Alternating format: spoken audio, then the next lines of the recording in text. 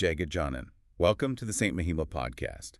In this podcast, we seek to understand the divine lives, sacred leelas, and timeless teachings of the great saints through our sacred spiritual grants.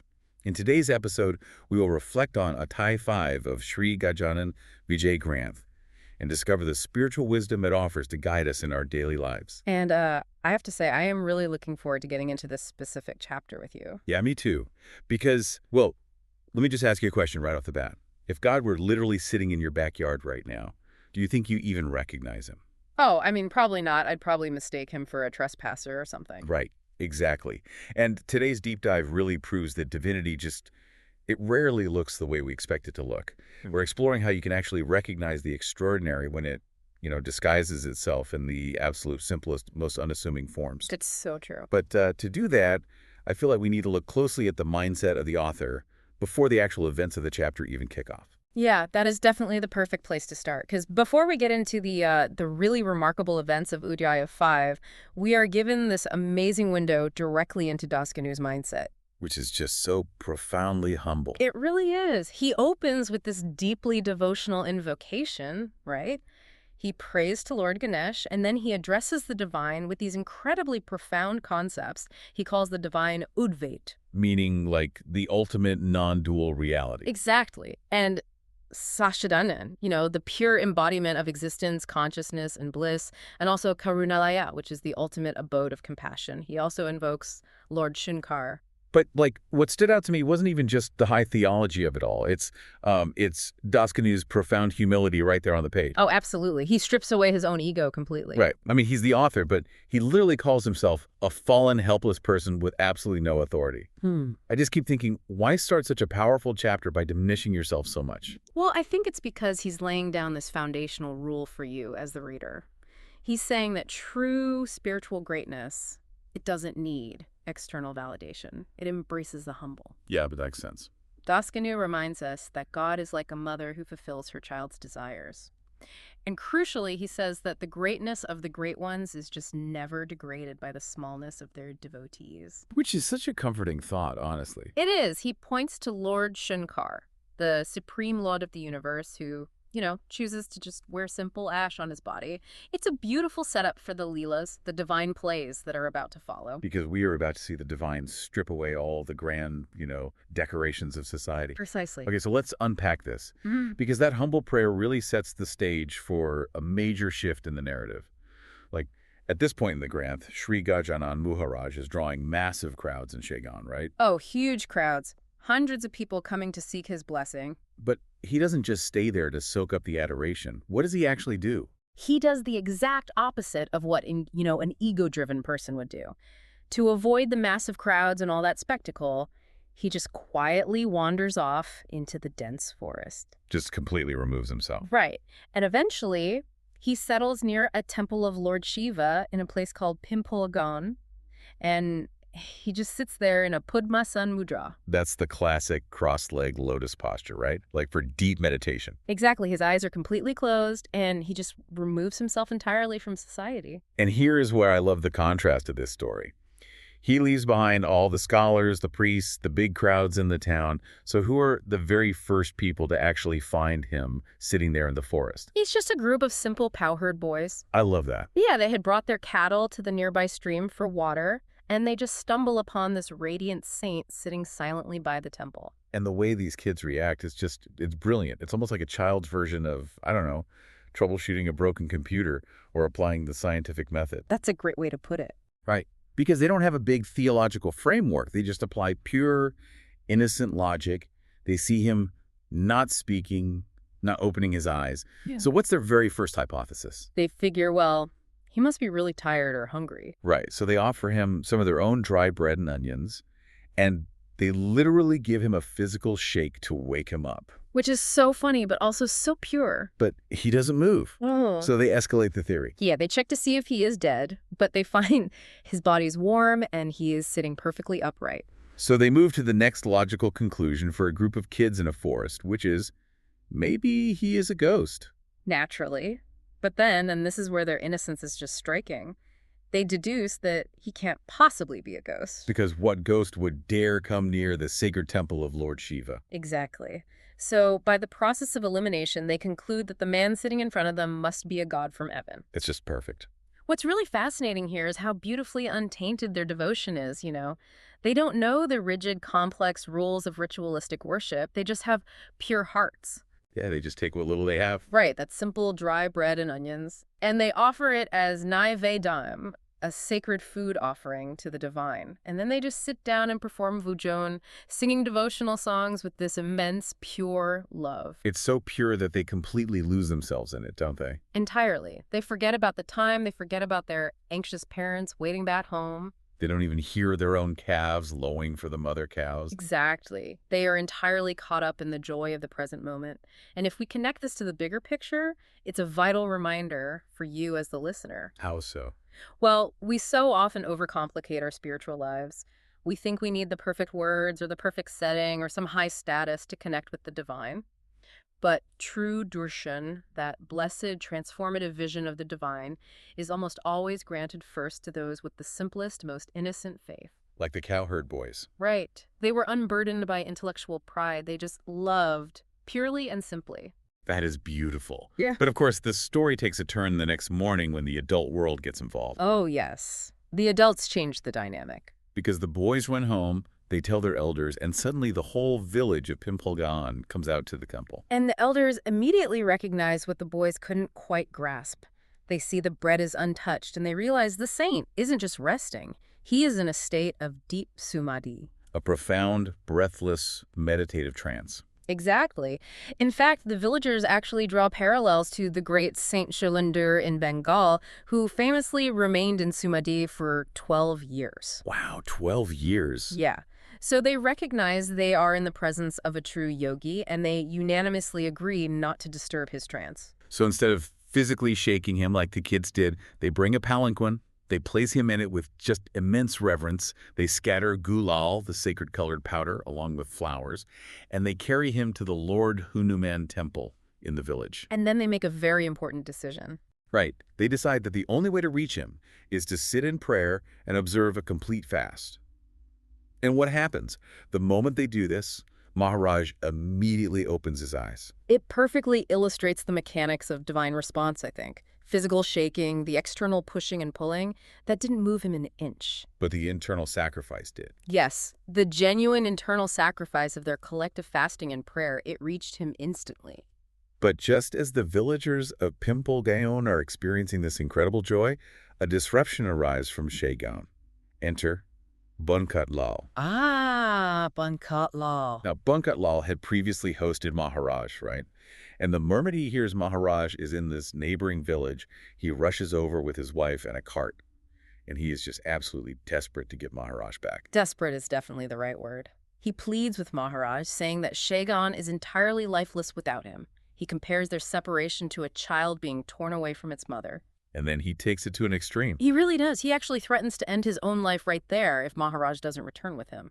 Okay, I have to push back on this a little bit. Because to a modern listener, threatening to end your life if someone doesn't do what you want, that sounds like textbook emotional manipulation. How is this considered devotion? That is a very fair modern critique, for sure. But in the context of the Granth, this isn't about toxic control at all. It's about absolute spiritual dependence. Spiritual dependence. Right. Bankatlal has reached a state where he genuinely believes his physical existence is just meaningless without the presence of the divine. He isn't trying to control the saint's actions for personal gain. He is expressing a total shattering surrender of his own ego. He is saying, I am nothing without you. Okay, that makes sense. It's the ultimate admission of vulnerability. But man, you have to feel for the poor villagers of Pimpalgaon in this moment. Oh, absolutely. Because many of them are actually agricultural tenants who work for Bankatlal, so they're practically helpless to stop him from taking Maharaj away. It's a moment of really deep heartbreak for them. The Granth beautifully captures their sorrow by comparing Bankatlal to Ukura. Ukura. Yeah, in the ancient scriptures, Ukura was the figure who came to Gokul in a chariot to take Shri Krishna away from the milkmaids who loved him so dearly. Oh, wow. So the villagers of Pimpalgaon feel that same agonizing pang of separation. That's intense. But they do start the journey back to Shegaon. And the banter on that cart ride is just legendary. It's packed with so much meaning. What exactly does Maharaj say to Bankatlal on the way back? Well, on the cart, Maharaj playfully calls Bankatlal a savkar. Which means like a wealthy moneylender, right? Exactly. He says to him, "You have locked Lakshmi in your house." Lakshmi, of course, being the goddess of wealth and prosperity, the wife of Lord Mahavishnu, and the Jagudamba, the mother of the universe. So he's teasing him. Very much so. Maharaj is essentially saying, seeing the plight of the Divine Mother locked up in your house, I got frightened and ran away. He's cooking right at the heart of material wealth, isn't he? It's this deep critique on the illusion of ownership. But Bankatlal's response is just brilliant. He doesn't get defensive at all. Not at all. Bankatlal's response is a masterclass in shifting your perspective. He laughs and replies, Mother Lakshmi was not scared by my locks. She stayed in my house only because your feet were there. Oh, that's good. He recognizes that Maharaj's presence is the real wealth. And then he completely renounces his ownership. He tells Maharaj, my house is not mine anymore. It now belongs to you. How can a watchman obstruct the owner of the house? How can a watchman obstruct the owner? That is such a profound perspective shift. But practically speaking, how does someone actually live like that today? What do you mean? Well, it's easy to say God owns my house, but I'm the one paying the mortgage and going to work every day. You know? How do you apply that watchman mindset without losing your drive and ambition? Ah, I see. Well, it's about being a caretaker rather than a possessor. Think about your own career or your own home. You put locks on your doors, you check your bank accounts, and you start to believe that you are the absolute creator and owner of your success. Right, which is exhausting. And it brings a massive amount of anxiety because what you own can be lost. Bankatlal reminds you that material prosperity is often just a byproduct of grace. You still do the work. I mean, a watchman works very hard to protect the property. That's a great point. But you do it with dedication, not ego. When you recognize the divine as the true owner, you are relieved of the crushing anxiety of ownership. That is a phenomenal takeaway. Do the work, but drop the anxiety of ownership. I love that. Yeah, it's very liberating. So we've seen the innocent devotion of the cowherd boys, and we've seen the desperate, surrendered devotion of Bankatlal. But what happens when someone completely rejects the divine out of sheer arrogance? That brings us to the next Leela. Right, because Maharaj's nature is like the wind, just like Lord Hanuman. He cannot be tied down for long. So he eventually leaves again. Yes. This time, he heads toward Adgaon, but along the way, he arrives in a place called Ukula. And the timing is just brutal. It's the blazing, dry summer month of Vaishak. And the heat in that region during Vaishak is unforgiving. The Granth actually notes that water was so scarce you might easily find ghee, but finding water was nearly impossible. The earth is completely parched. And the text describes Shri Gajanan Maharaj as perspiring profusely, his lips gone completely dry from thirst. He approaches a farmer named Bhaskar, who is working in his field. Now, Bhaskar has this little earthen pitcher of water he brought just for himself, hidden under a bush. Right. Maharaj asks him for a drink, gently reminding him that giving water to the thirsty brings great punya, great spiritual merit. But this is the part I really struggle with. Oh, why is that? Well, why does a divine saint, who we soon see has absolute power over the elements, subject himself to begging for water and enduring such a cruel rejection? That is such an important question, and it really gets to why these events happen in the first place. The saint's actions are almost never about his own physical need. As you said, he is the master of the elements. Right. He subjects himself to this thirst to hold up a mirror to society. He is giving Bhaskar a profound opportunity to elevate himself, to practice basic human compassion. He is testing the spiritual temperature of the people, essentially. And Bhaskar fails that test spectacularly. I mean, he doesn't just politely decline.